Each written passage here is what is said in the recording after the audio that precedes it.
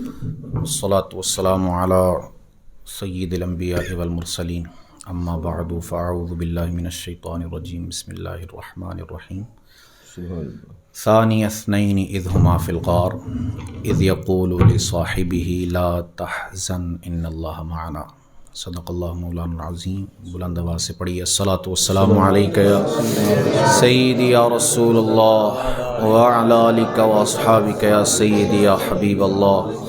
الصلاۃ والسلام علیک یا سیدی یا نبی اللہ وعلی آلک واصحابک یا سیدی یا نور اللہ.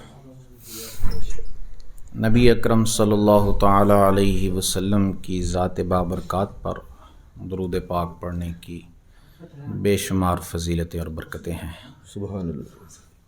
سیدنا صدیق اکبر رضی اللہ تعالیٰ عنہ آپ ہی یہ روایت بیان کرتے ہیں، فرماتے ہیں کہ رسول کریم علیہ الصلاۃ والسلام پر درود پڑھنا یہ گناہوں کو اس قدر جلدی مٹاتا ہے کہ پانی بھی آگ کو اتنا جلدی نہیں بجھاتا. سبحان اللہ. اور حضور پر سلام بھیجنا یہ غلام آزاد کرنے سے بھی زیادہ بہتر ہے. سبحان اللہ. ہمیں بھی کثرت کے ساتھ رسول کریم علیہ السلام کی ذات پر درود پاک پڑھنے کی عادت بنانی چاہیے. سورہ توبہ کی آیت مبارکہ کا کچھ حصہ میں نے آپ کے سامنے تلاوت کیا ہے. ثانی اثنین اذ ہما فی الغار، دو میں سے دوسرا کہ جب وہ دونوں غار میں تھے.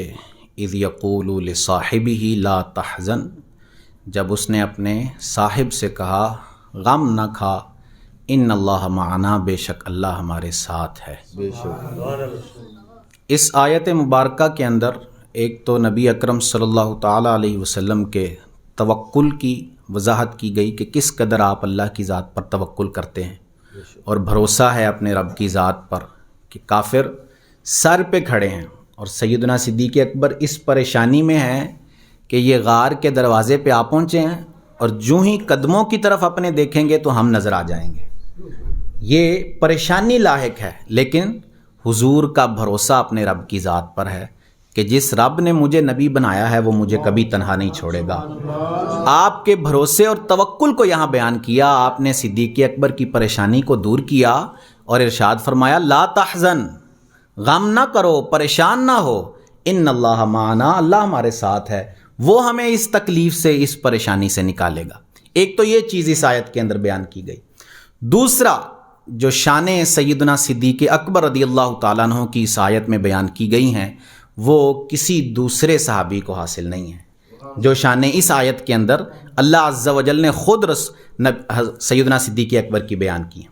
اچھا، یہ جو الفاظ ہیں اس پر آپ توجہ کریں. ثانی اثنین، دو میں سے دوسرا. ہم سیدنا صدیق اکبر کا لقب بولتے ہیں خلیفہ بلا فصل، مسلمانوں کے سب سے پہلے خلیفہ. رسول کریم علیہ السلام کے اس دنیا سے ظاہری طور پر تشریف لے جانے کے بعد جو سب سے پہلے خلیفہ ہیں وہ کون ہیں؟ سیدنا صدیق اکبر رضی اللہ تعالیٰ عنہ. یہ عقیدہ ہے ہمارا الحمدللہ اہل سنت کا. تو ثانی اثنین یہ جو الفاظ ہیں یہ بھی اسی عقیدے کو ثابت کرتے ہیں. ثانی اثنین میں ہے دو میں سے دوسرا، تو یہاں اللہ عز و جل نے ارشاد فرمایا کہ جہاں جہاں اول مصطفیٰ کی ذات ہے وہاں وہاں ثانی سیدنا صدیق اکبر کی ذات مبارکہ. چاہے وہ خلافت کا معاملہ ہو، چاہے وہ مزار پر انوار کے اندر حضور کے ساتھ دفن ہونے کا معاملہ ہو، چاہے وہ حشر کے دن اپنی قبروں سے اٹھنے کا معاملہ ہو، یا چاہے وہ جنت کے اندر داخل ہونے کا معاملہ ہو، جہاں جہاں اول مصطفیٰ کی ذات ہے وہاں وہاں ثانی سیدنا صدیق اکبر رضی اللہ تعالیٰ. یہ ساری حدیثوں کے اندر سرکار علی وقار نے بیان فرمایا. حشر میں حضور نے فرمایا سب سے پہلے میں اپنی قبر سے نکلوں گا، اپنے روضہ انور سے، قبر مبارک سے میں نکلوں گا، پھر اس کے بعد سیدنا صدیق اکبر رضی اللہ تعالیٰ عنہ اپنی قبر سے باہر تشریف لائیں. جنت میں داخلے کا معاملہ بھی یہی ہے، خلافت کا معاملہ.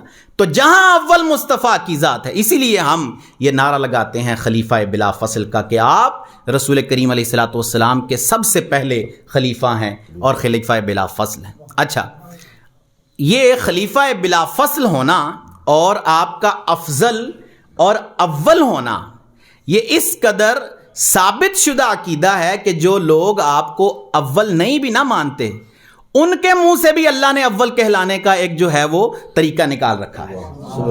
جو آپ کو اول نہیں کہتے وہ اس طرح کہ دیکھیں بکر کا معنی ہوتا ہے افضلیت والا, اولیت والا. بکر کا کیا معنی ہوتا ہے؟ اول, افضل. اور جو ابو بکر ہے اس کا مطلب ہے افضلیت والا, اولیت والا. یہ اس شخص کو کہا جاتا ہے جو اول ہو, سب سے, جو سب سے افضل ہو, اسے کہا جاتا ہے ابو بکر. اب جو شخص آپ کو خلیفہ بلا فصل نہیں مانتا, جو عقیدہ یہ رکھتا ہے کہ آپ سب سے افضل و اعلیٰ نہیں ہیں, لیکن پھر وہ اپنی زبان سے کہتا بھی ابو بکر ہے, تو اللہ نے یہ ایک جو ہے وہ صورت نکال رکھی ہے کہ عقیدہ اگرچہ اس کا نہیں ہے لیکن اس کی زبان سے بھی سیدنا صدیق اکبر کے لیے یہ الفاظ نکلتے رہتے ہیں.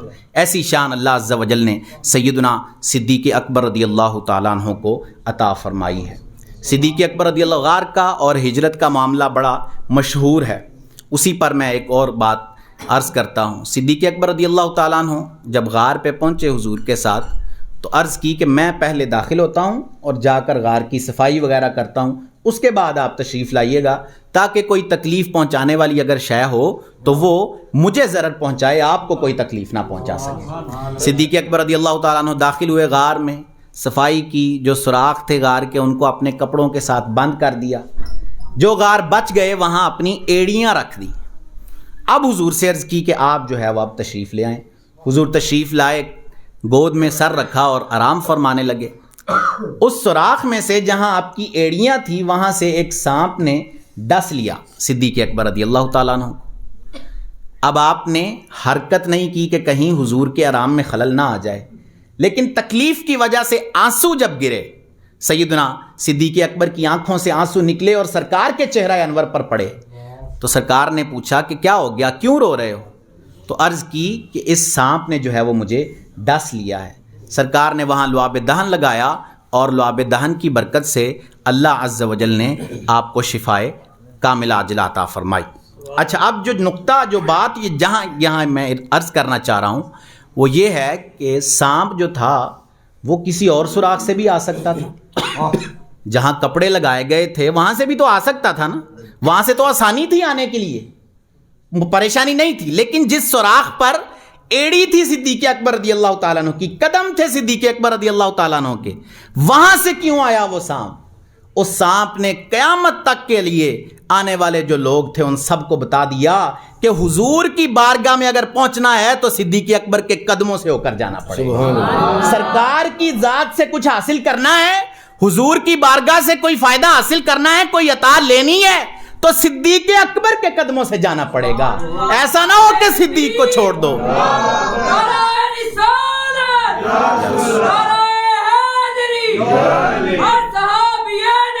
جنتی جنتی جنتی گلی گلی نگر نگر ابو بکر ابو بکر گلی گلی نگر نگر ابو بکر ابو بکر. تو سانپ نے یہ بتایا کہ سرکار کی ذات تک پہنچنا ہے تو اس کا ایک ہی طریقہ ہے اور وہ صدیق اکبر کے قدموں سے ہو کر جانا پڑے گا. آپ کا دامن چھوڑ کے, آپ کا جو ہے وہ دامن اپنے ہاتھوں سے نکال کے کوئی کہے کہ میں حضور سے کچھ حاصل کر لوں گا, حضور سے کوئی عطا مجھے مل جائے گی صدیق اکبر کو چھوڑ کر, تو یہ اس کی خام خیالی ہے, یہ اس کا گمان ہی ہے بس کہ وہ سرکار سے کچھ لے سکتا ہے, سرکار سے کوئی عطا حاصل کر سکتا ہے بغیر صدیق اکبر کے. حضور صلی اللہ تعالی علیہ وسلم کے یہ صحابی وہ صحابی ہیں کہ ان کی وہ, ہر صحابی کی اپنی اپنی فضیلت ہے. کسی ایک صحابی کی فضیلت بیان کرنے کا مطلب یہ نہیں ہوتا کہ ہم دوسرے صحابی کی معذلت تنقیص کر رہے ہیں یا ان کے مرتبے کو کم کر رہے ہیں, یہ مطلب نہیں ہوتا. ہر ایک صحابی کو اللہ نے الگ الگ شانیں عطا فرمائی ہیں. حضرت عمر کی اپنی شان ہے, عثمان غنی اپنی شان رکھتے ہیں, مولا علی کی اپنی شانیں ہیں, لیکن جو شان صدیق اکبر رضی اللہ تعالیٰ عنہ کو اللہ عز و جل نے عطا کر رکھی ہے وہ کسی اور کے حصے میں نہیں آئی ہے. آپ حضور کے وہ خلیفہ ہیں. آج کل لوگ اہل سنت میں بھی اس طرح کے جو خود کو اہل سنت کہتے ہیں لیکن باتیں اس طرح کی کرتے ہیں کہ سیاسی طور پر سیدنا صدیق اکبر خلیفہ ہیں لیکن روحانی طور پر پہلے خلیفہ وہ سیدنا مولا علی شیر خدا ہیں. چاہے سیاسی ہو، چاہے روحانی ہو، چاہے شرعی ہو، خلافت کی آپ کوئی بھی صورت نکال دیں، سب سے پہلے خلیفہ سیدنا صدیق اکبر رضی اللہ تعالیٰ، اور یہ مرتبہ ہے۔ نعرہ رسالت، دماد مست کلندر، صدیق دماد مست کلندر، صدیق دا پہلا نمبر، دماد مست کلندر۔ صدیق اور یہ بیماری بڑھتی جا رہی ہے اہل سنت کے اندر کہ خود کو اہل سنت کہتے ہیں، کہلاتے ہیں اہل سنت، اور ہمارے بھولے بالے عوام ہوتے ہیں، وہ سنتے ہیں کہ یہ بندہ اہل سنت کا ہے کیونکہ اس کا مشہور نام ہی یہ ہے کہ وہ اہل سنت میں سے ہے، تو اس کی باتوں کو سچ ماننے لگ جاتے ہیں۔ آج کل بڑا یہ ٹرینڈ میں چلا ہوا ہے زید کا نام، چلو اس کا بھی تھوڑا تذکرہ کاری دوں۔ زید کا نام آج کل بڑا مشہور ہے علمی حلقوں کے اندر، اور عوام کے اندر بھی اب تو بڑا مشہور ہو گیا زید کا نام، کہ زید یہ کہتا ہے کہ جب سیدنا صدیق اکبر رضی اللہ تعالیٰ عنہ سے سیدہ فاطمہ نے مطالبہ کیا باغ کا، تو آپ نے جو ہے وہ ایک حدیث پڑھ کے سنائی۔ آپ نے کہا، سرکار علی وقار صلی اللہ علیہ وسلم نے فرمایا، لا نورثو ما ترکناہ صدقۃ، ہم وارث نہیں چھوڑتے، ہم وارث نہیں بناتے، یعنی انبیاء کا جو گروہ ہے، لا نورثو، ہم ترکہ نہیں چھوڑتے، وارث نہیں بناتے، ما ترکناہ صدقۃ، ہم جو بھی چھوڑیں وہ سب صدقہ ہوتا ہے، ہم جو بھی چھوڑیں وہ سب صدقہ ہوتا ہے۔ اب زید نے کہا کہ یہ حدیث ایسی ہے کہ یہ صرف اور صرف صدیق اکبر رضی اللہ تعالیٰ عنہ نے روایت کی ہے، ایک ہی بندہ اس حدیث کو بیان کرنے والا، اور وہ صدیق اکبر کی ذات ہے۔ تو اس نے عوام کے دلوں میں یہ وہم ڈالنے کی کوشش کی کہ جب ایک ہی بندہ بیان کرنے والا ہے تو ایک بندے سے سننے میں غلطی بھی ہو سکتی ہے، ہو سکتا ہے اس سے غلطی ہو گئی ہو، اس سے سنی نہ گئی ہو صحیح طور پہ حدیث، اور اس نے آگے بیان کر دی۔ اب اس زید کی یہ بات، اس کے بارے میں بڑا ہی بہترین فتویٰ وہ مفتی احسان صاحب کا جو ہے بڑا مشہور ہے فتویٰ، جس میں انہوں نے یہ الفاظ استعمال کیے کہ زید ہوائی باتیں کرتا ہے۔ زید کیا کرتا ہے؟ ہوائی باتیں کرتا ہے، اور علم دین سے بالکل فارغ ہے، فہم دین سے فارغ ہے، اور حدیث کی کتب کے مطالعے سے بالکل جاہل ہے، اسے پتہ ہی نہیں ہے کہ حدیث کی کتابوں کے اندر اس حدیث کو کس قدر لوگوں نے روایت کیا ہے۔ بے شک اس حدیث کے متواتر ہونے کی صراحت کر رکھی ہے علماء نے، علامہ ابن حجر نے اور علامہ جلال الدین سیوطی نے اس کی جو ہے وہ متواتر ہونے کی صراحت کی ہے۔ متواتر اس حدیث کو کہتے ہیں کہ جس کو اتنی تعداد روایت کرے کہ جن پر جھوٹ پر متفق ہونا محال ہو، عادتاً اتنے لوگ اس بات کو بیان کر دیں کہ عادتاً یہ نہ سمجھا جائے کہ یہ جھوٹ بول رہے ہوں گے سارے لوگ مل کر، متواتر اس حدیث کو کہتے ہیں۔ تو اس حدیث کے متواتر ہونے تک کی صراحت کر رکھی ہے علماء نے، اور زیاد کہتا ہے کہ ایک ہی بندے، بالفرض اگر مان بھی لیا جائے کہ ایک ہی بندے نے روایت کیا، حالانکہ اس کی 13 راوی موجود ہیں، اور صحیح مسلم کے اندر بھی اس کے راوی ہیں، اور اس کے علاوہ مسند احمد کے اندر بھی اس کے راوی موجود ہیں، الگ الگ راوی، صدیق اکبر کے علاوہ حضرت عمر نے بھی اس کو روایت کیا، اور ان 13 راویوں میں سے 8 راوی جو ہیں وہ 10 مبشرہ ہیں، سبحان اللہ، وہ 10 صحابہ جنہیں نبی اکرم نے جنتی ہونے کی بشارت عطا فرمائی ہے، ان 10 میں سے 8 بندے ایسے ہیں جنہوں نے اس حدیث کو روایت کیا ہے، سبحان اللہ۔ اور زید کہتا ہے کہ ایک ہی بندے نے روایت کی ہے، وہی ہوائی باتیں ہو گئیں پھر۔ تو ہم یہ کہتے ہیں کہ بالفرض اگر مان بھی لیا جائے کہ ایک نے روایت کیا ہے، اور تو وہ ایک جو ہے وہ کوئی عام بندہ ہے، واہ واہ کیا بات، جس ایک نے روایت کیا وہ کو تمہارے جیسا زید تھوڑی ہے، بے شک۔ تم اپنے آپ کو ان کے ساتھ کیوں ملا رہے ہو؟ تم بات کرو تو تمہارے سننے میں غلطی ہو سکتی ہے، تم بات کرو تو تمہارے بیان کرنے میں غلطی ہو سکتی ہے، لیکن جس ایک کی ہم بات کر رہے ہیں وہ خلیفہ بلا فصل ہے، بے شک، جس ایک کی ہم بات کر رہے ہیں جو اصدق الصادقین ہے، جس ایک کی ہم بات کر رہے ہیں اسے اتقا فرمایا ہے رب نے، بے شک بے شک، جس ایک کی ہم بات کر رہے ہیں وہ رسول اللہ کا خلیفہ ہے، وہ کوئی عام بندہ تھوڑی ہے۔ واہ واہ واہ واہ کیا بات ہے، کیا تم کہتے ہو کہ اللہ اکبر، یا رسول اللہ، یا رسول اللہ، یا رسول اللہ، حق کیا گیا، صدیق زندہ زندہ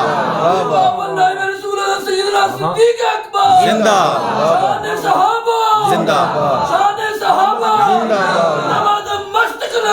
صدیق دا پہلا نمبر، صدیق دا پہلا نمبر، صدیق دا پہلا نمبر، صدیق دا وہ पंजाबी में कहावत बोली जाती है, ज़ात दी कोड़ किली ते छतीरा नु जप्पे। वाह क्या बात है। खुद अपनी शक्ल कैसी है, अपना मुंह है नहीं जो है वो इस तरह का, और बात सिद्दीक़ अकबर की ज़ात, खलीफा अव्वल की ज़ात पर, खलीफा बिला फसल की ज़ात पर बात ये करते हैं, अपनी औकात क्या है। तो ये अकीदा मजबूत करें अपना।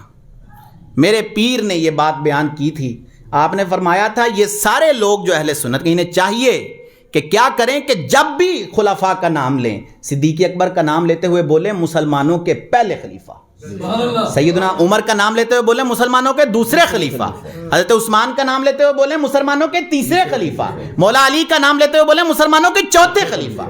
ये अकीदा मजबूत होना चाहिए हमारा। शुरू से अहले सुन्नत का यही अकीदा है। ये तो आज लोग पैदा हो गए हैं अहले सुन्नत के अंदर, जो खुद को अहले सुन्नत कहलाते हैं, और फिर बातें जो है वो राफजियों वाली। और ये जो जैद ने इतराज़ किया है ना, ये जैद ने जो इतराज़ किया है कि इस हदीस को एक नहीं रिवायत किया है, ये इतराज़ सबसे पहले राफजियों ने किया था। राफजी जो सिद्दीक़ अकबर की खिलाफत के कायल नहीं है, उन्होंने सबसे पहले अपनी किताबों के अंदर इस इतराज़ को नकल किया है।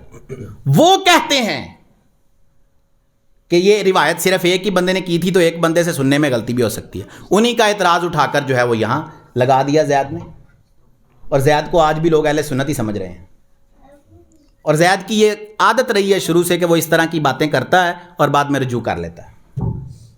चंद दिन उसका रुजू चलता है, उसके बाद फिर जो है वो उसका रुजू ख़त्म हो जाता है। जैद से मुराद आप सर्च कर लीजिएगा नेट पर, हो सकता है आप नेट पर भी मौजूद हो कि जैद से कौन मुराद है, वरना ये दरस इंजामी करने वाले बच्चे बैठे हुए हैं इधर, उन्हें पता है कि जैद को नहव में इस्तेमाल किया जाता है किस तरह। तो जब ये फतवा लिखा गया तो बड़ा ये जुमला मशहूर हुआ कि दुरीबा ज़ैदुन दरबन शदीदन, कि जैद को बड़ी पक्की मार मारी गई है, जो मुफ्ती साहब की तरफ से मारी गई थी। वाह वाह वाह क्या बात है। तो ये नहव में तो बड़ी देर से इस्तेमाल हो रहा है, और बच्चों को पता भी है, दरस इंजामी वालों को।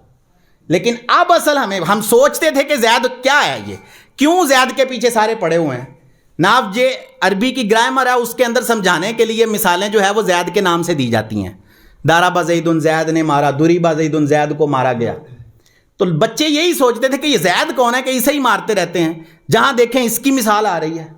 तो आज जैद खुद ही सामने आ गया कि मैं हूं जैद, इसलिए मुझे मारा जाता था कि मैं हरकतें ऐसी करता हूं। वाह वाह वाह मेरी हरकतें इस तरह की। क्या बात है, क्या बात। तो ये अकीदा अपना मजबूत रखें। सबसे पहले खलीफा सैयदना सिद्दीक़ अकबर। ये कवालियाँ सुन सुन के हमारे लोगों का जो है ना दिमाग ख़राब हो गया। वो ये दमादम मस्त कलंदर अली दा पहला नंबर, ये इस तरह की कवालियाँ सुन सुन के दिमाग जो है फिरे हुए हैं लोगों के। किस तरह पहला, और बस फ्लो में सारे ही लगे होते हैं और कह रहे होते हैं अली दा पहला नंबर। कैसे है भाई? सबसे पहला नंबर किसका है? सिद्दीक़ अकबर रज़ी अल्लाह ताला अन्हु का। इस अकीदे को, और ये मैंने कहा कि ये कुरान से साबित। सानियस्नैन फरमाया अल्लाह अज़्ज़ा वजल ने, दो में से दूसरा सिद्दीक़ अकबर है, और मुफस्सिरीन का इत्तिफाक है इस बात पर, किसी का इख्तिलाफ नहीं है, इत्तिफाक है कि यहां सिद्दीक़ अकबर रज़ी अल्लाह ताला अन्हु की जात मुराद है। बेशक। तो सानियस्नैन, दो में से दूसरा सिद्दीक़ अकबर हो गए, तो पहला कौन था? रसूल करीम अलैहिस्सलातु वस्सलाम की जात, क्योंकि दो गार में वही लोग थे बस। तो पहला रसूल करीम अलैहिस्सलाम की जात, दूसरा सिद्दीक़ अकबर। तो कुरान ने हमें बता दिया कि जिस मनसब पर पहले मुस्तफ़ा हैं, उसी मनसब पर दूसरे नंबर पर आपके नायब और खलीफा होने की हैसियत सिद्दीक़ अकबर रज़ी अल्लाह वाह ताला। वाह क्या बात, क्या बात। कोई भी मामला, खिलाफत ले लें, चाहे कोई भी मामला ले लें, तो अपने अकीदे को मजबूत रखें। खाली इस बात पर न चले जाया करें कि किसी के नाम के साथ अहले सुन्नत लिखा आ जाए तो हम ये समझें कि वह अहले सुन्नत। उसका अकीदा देखें, वो अकीदा क्या बयान करता है। अकीदा देखें कि उसका अकीदा क्या है, फिर उसके बारे में यकीन करें कि यह अहले सुन्नत है। नाम अहले सुन्नत का तो पता नहीं किन किन लोगों ने रख रखा है, खुद को अहले सुन्नत कहलाते हैं, लेकिन अकीदे सारे ही जो है वो रवाफिज वाले, अकीदे सारे राफजियों वाले रखते हैं। तो इसके बारे में अपने आप को बेदार करें। बेदारी का नारा अलामा साहब लगा रहे थे, तो बेदार करें खुद को, इस अकीदे को ख़त्म ना होने दें। ये ख़त्म नहीं होगा इंशाअल्लाह अल्लाह अज़्ज़ा वजल के फजल व करम से, ता क़यामत ये अकीदा जारी रहेगा। लेकिन हमारा भी तो कुछ हिस्सा होना चाहिए इसके अंदर। ये अकीदा तो चलता ही रहेगा, तो हमारा कुछ हिस्सा होगा तो हमें कोई फजीलत, कोई जो है वो अल्लाह की तरफ से इनायत हो सकेगी। तो इस अकीदे को मजबूत रखें, اس عقیدے پر قائم رہیں. اللہ عز و جل سے دعا ہے کہ ہمیں عمل کی توفیق عطا فرمائے. آمین بجاہ خاتم النبیین صلی اللہ علیہ وسلم.